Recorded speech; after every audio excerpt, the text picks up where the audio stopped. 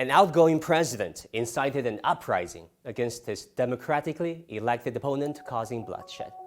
You would think this was some country in the Middle East or Africa, where Washington preached free and fair elections or intervened militarily to install a democracy.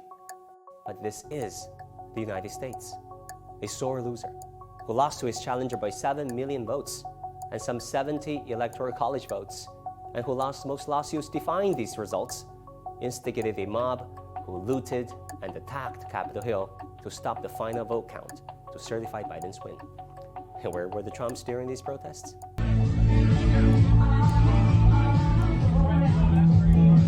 Yeah, as the chaos unfolded, the Trump family were cheering the protesters and celebrating Eric Trump's birthday. Hey guys, wish Eric a happy birthday. He's an old, broken down man.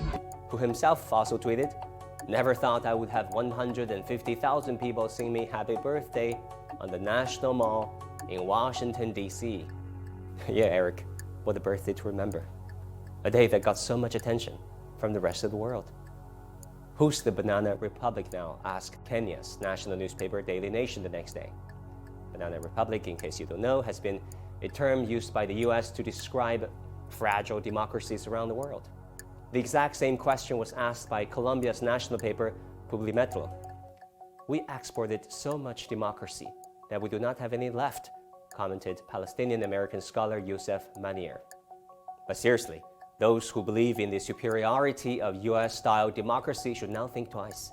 Yes, it has a lot to do with Trump, but the social and the economic division that fueled these violent right-wing nationalists started before Trump. And the damage done to America's democratic institutions like the press and the judiciary may outlast Trump's presidency. And through it all, we saw Washington's double standards once again. US officials from both the left and right condemned the Capitol Hill rioters, with Joe Biden even calling them domestic terrorists. Nancy Pelosi had this to say. Today, a shameful assault was made on our democracy.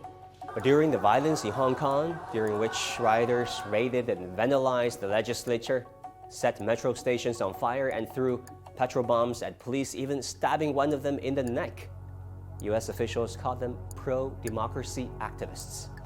About these protests, Nancy Pelosi said this.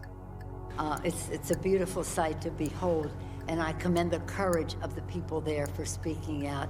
Of course, one group is domestic terrorists and the other pro-democracy activists. We've seen this before, haven't we?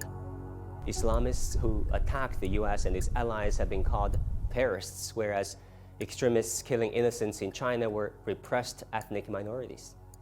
There could only be Russian interference in US elections because when Washington fomented a coup in Ukraine in 2014, it was supporting democracy.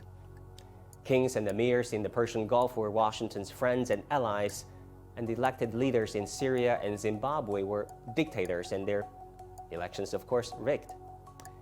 Now back to the Capitol Hill riots. You know what I was thinking when I saw those images? Trump's inaugural speech 4 years ago, because I was there. I was a Washington-based correspondent back then, and I can tell you, I had much better memories of America before that day.